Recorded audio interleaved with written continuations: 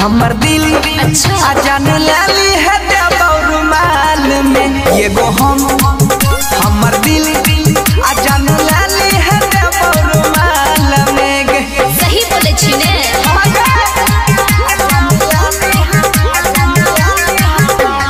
Music वाह DJ Sanjay सम्राट।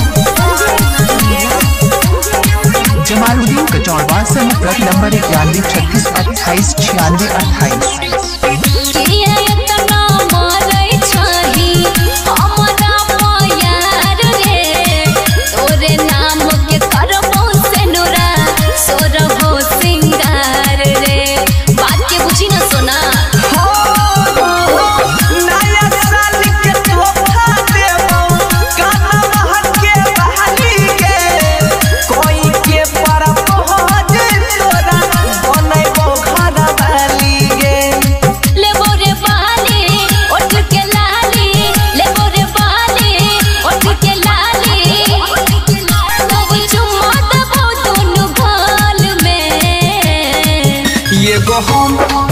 हमर दिल जान लाली है रुमाल में ये गो हमर दिल ये जान लाली है रुमाल में।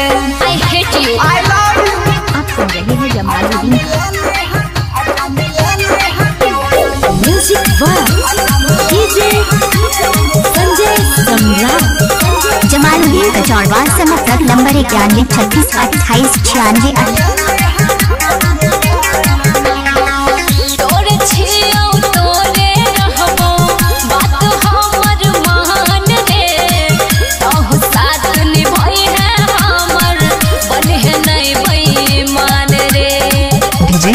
जमालुद्दीन